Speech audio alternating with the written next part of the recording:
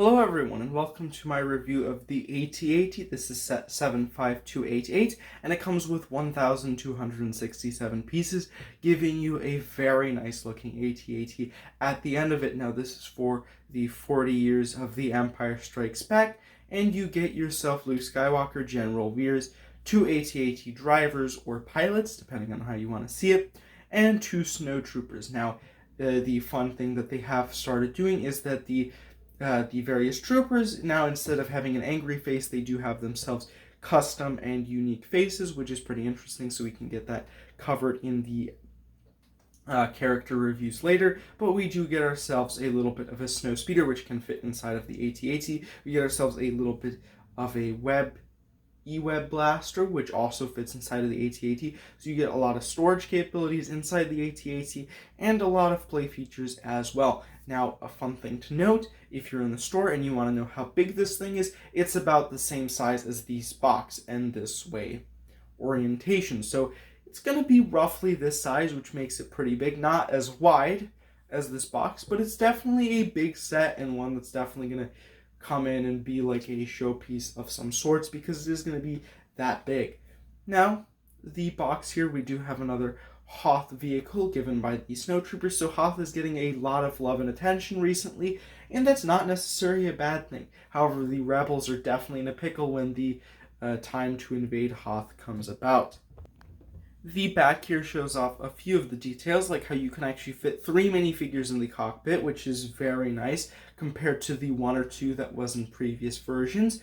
We also get ourselves a look at the spring-loaded shooters, which are included at the head of the AT-ST, the storage feature for the snowspeeder, and the little winch that allows you to pull Luke Skywalker up and have him blow up the thing from the inside, which is pretty nice. You can also play it in the Skywalker Saga if you were curious. Still haven't gotten around to playing that game and purchasing it, but you know, maybe when that time does come, I will eventually see this thing in that game. But let's move on to the minifigures. Now, our first minifigure is going to be Luke Skywalker in his pilot suit, because before this, he was flying a snowspeeder, which unfortunately did crash into the snow. But here we do have him having some knee pads, or at least one of them, in that corner there, which is pretty nice to see. You know, it's in a bit of a grayish coloring, but at least there's a bit of detailing. We do get some light gray in this flight suit, just kind of the strapping to help keep him well situated wherever he might be sitting, and a few little juts of black there on the legs, which is pretty interesting, which tie well with the orange coloring of the main suit. Now we do get a little bit of a belt still on the little leg T-piece, which connects everything together, which has another little apparatus, the little oxygen tube that connects from the torso over and down past the legs, and also a few buttons as well are situated there, which also ties us into the main little oxygen kind of utility center, which kind of helps keep all the oxygen flowing, even if he was in a deep crash, which did not end so well for his friend there, but at least Luke's still alive, right? Now, he does have a few buttons there, and definitely some nice detailing. The whole apparatus there is connected and well situated with these black lines that extend 2 from the top and 1 on either side on the lower end. He also does have a pinkish little armor plating there, and then it just extends out to more orange for the rest of his torso there with some black gloves. Now, he does have a special feature of the physical visor being printed onto his little head there, and the little bit of the safety strap so his helmet doesn't magically fall off, although I'm sure it has a good tendency to do so. But the helmet is also well detailed, where it has some red stripes, it has his red logos there for the Rebel Alliance, which is pretty nice.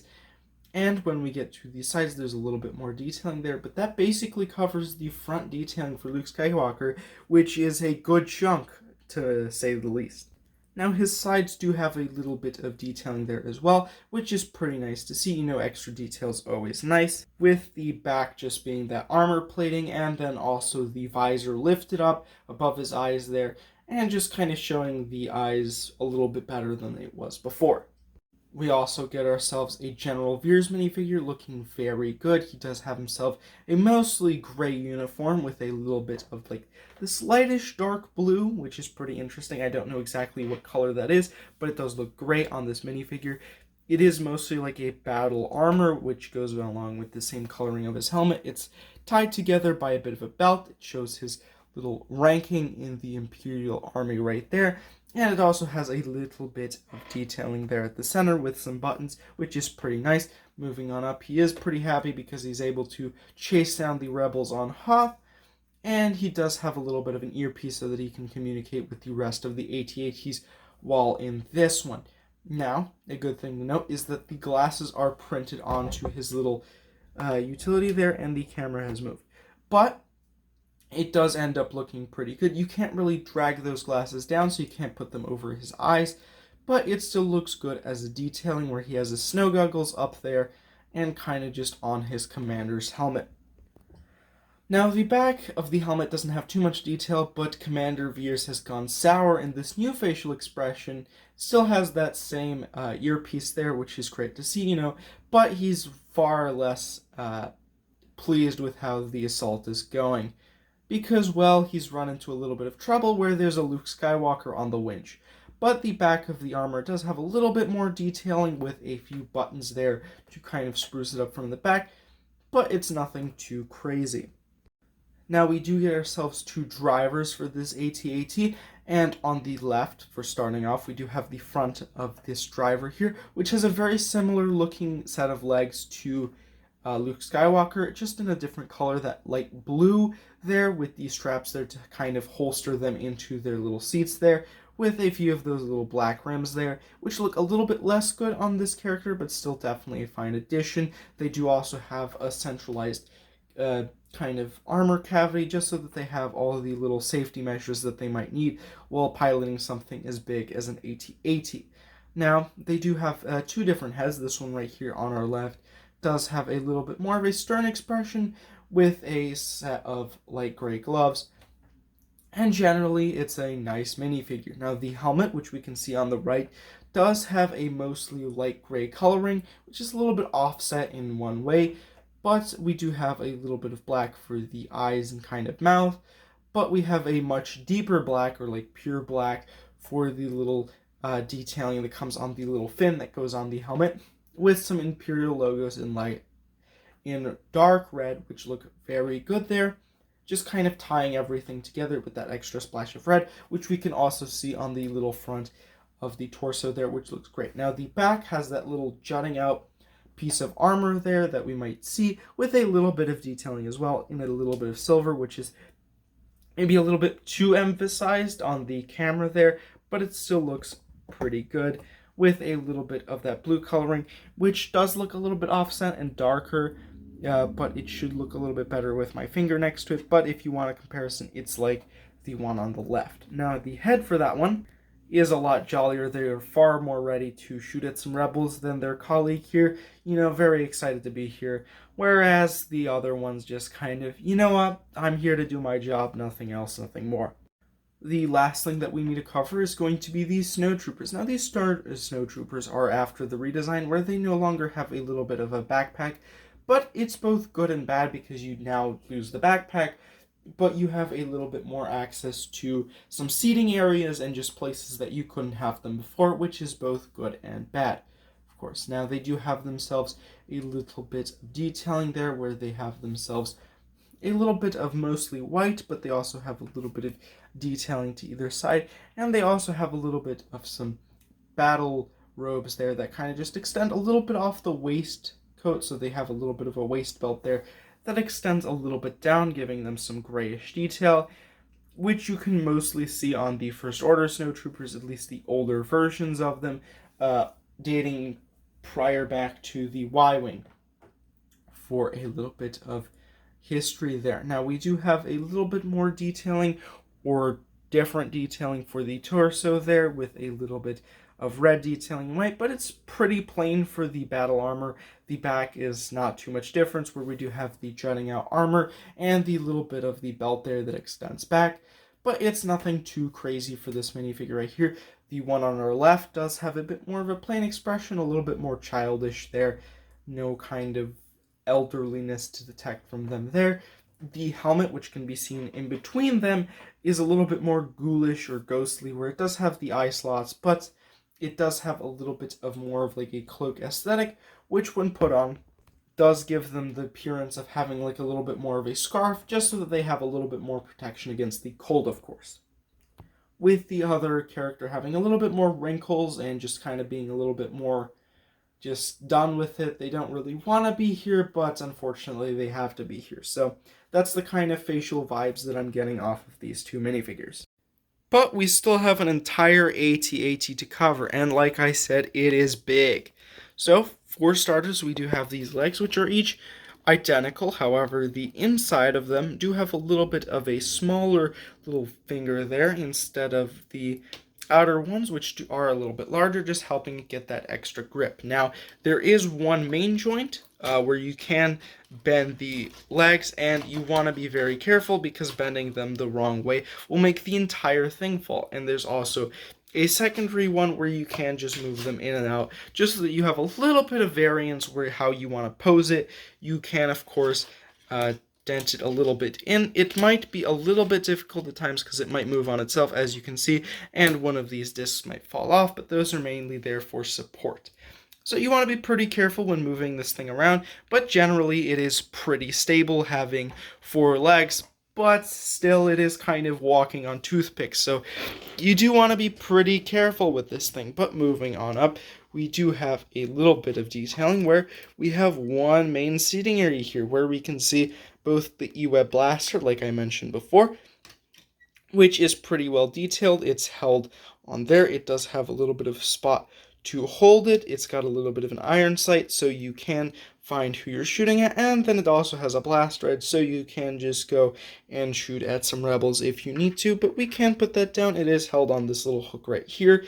We can also see the snow speeder, and we also have 5 seats, 2 on this side next to the little weapons rack, and also 3 on that side, with a little bit of string that you might be able to see, which we can access by simply lifting this hatch and going ahead and spinning this. I forget which way we have to spin it, so let me spin it a bit, and then I'll cut back when I've done it.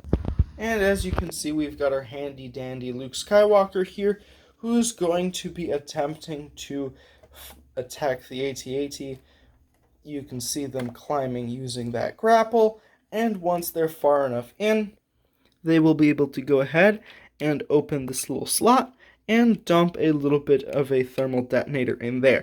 It's not really the easiest feature to showcase, but you can do it if you want to. Now, if we close up this side, and of course the top, because we don't need it right now, we can go ahead and open up the back, hoping that the AT-AT does not fall, but it is falling at this current moment, so we're going to have to re-centralize it and open up so that we can access the little snow speeder that's inside. Now, this snow speeder isn't anything too special. It has a little bit of seating in the front, has some pedals there, and it can generally stabilize itself, having some forward-facing blasters up at the front, so you can fire out of it, you can drive it, and it's just a nice addition to have. An extra speeder, especially one that can be easily stored away. So once you're done with your play, or you don't currently need it for display, you can just pack it up neatly, and the entire thing is fallen. But that was to be expected, and realistically it does do some great dying poses, which can now be showcased because it has fallen. Now, I'd figured I'd leave this in the video because, well, there's a bunch of just spring-loaded shooters, because my box of spring-loaded shooters fell while I was trying to get some stuff done, and now there's just a bunch of spring-loaded shooters just literally everywhere behind my shelves, because the AT-AT fell. So that basically reinforces my idea that this thing is just a towering machine of destruction that will bring physical destruction to everything that it sees. At this point, I'm not too sure where we were, so we were probably at the point of the head, which is pretty good. It's got 4 regular shooting slots, which are just available for display. You've got yourself these 2 forward-facing cannons that just kind of shoot on whim, but you've also got yourself 2 fully rotating 360-degree cannons, which you probably just want to face forward as well, but if you want to go crazy and give your AT-AT some horns, you can. But we're still not done, because we do have the main section of the head, which does have space for your 3 minifigures, 2 on the side that control the movement, and 1 commanding post, just so that you have access to put all 3 of your minifigures that should go there where they should. Now, if you also have yourself the Snow Trooper Battle Pack for the $20 that it costs, you can fit all 5 of those Snow Troopers inside of here with, it's falling again, but with a seat for that Scout Trooper inside of the little speeder there. So the walker is falling, but the set does provide enough space for the minifigures in this set and also the ones in the little battle pack. But I hope you enjoyed this video of AT-AT falling consistently, and I hope to see you next time. Bye.